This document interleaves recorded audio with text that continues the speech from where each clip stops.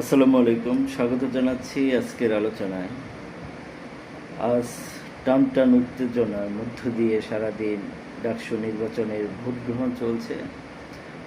Vote গ্রহণ শেষে চলছে গণনার কাজ, কিন্তু অনাকাঙ্ক্ষিত অনেক ঘটনাই ঘটেছে, যেটা বাংলাদেশের নির্বাচনে একটি কালচার।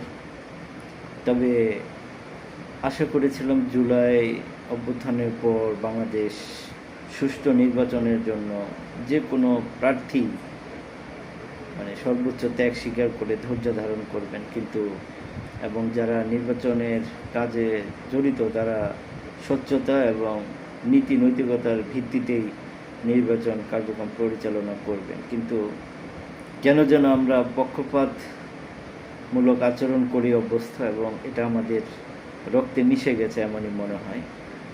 কোনো কোনো দলের প্রতি কেন তারা এরকম মানে একটু নমনীয়, একটু আজ্ঞাবহ হয়ে যায় সেটা বুঝি না। যদি বাংলাদেশের এই নতুন বাংলাদেশের এই ডাকসু নির্বাচনে বিএনপি হেরে যায়, তাহলে কি হতে পারে? জনমনে যে নতুন শঙ্কা তৈরি হয়েছে, যে অনেক মানুষ আশা করে জামায়াতে ইসলাম, যে ইসলামী এক নাম দিয়ে রাজনীতি করে আসছে বাংলাদেশে, তারা রাষ্ট্রীয় ক্ষমতায় আসবে, সেই প্রেক্ষাপটটা তৈরি হতে পারে। আমাদের কথা হলো, সুষ্ঠু নির্বাচন অনুষ্ঠিত হলে সেখানে যে কোনো প্রার্থী বিজয়ী হবে এবং তারা ডাকসুর নির্বাচনী প্যানেলে জয়ী হয়ে তারা কার্যক্রম চালাবে, এটা স্বাভাবিক।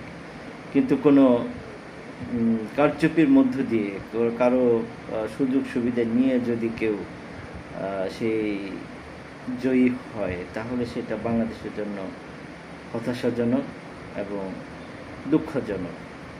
তবে জামাতে ইসলাম বাংলাদেশের একটি রাজনৈতিক দল যাদের অনেক ভুল ত্রুটি আছে। তারা বিএনপির ছত্রছায়ায় গত ফ্যাসিস্ট আমলে রাজনীতি করে গিয়েছে। জামাত বিএনপিকে ট্যাগ লাগিয়ে তারা অনেক বছর ক্ষমতায় টিকে থাকার নীল নকশা তৈরি করেছিল।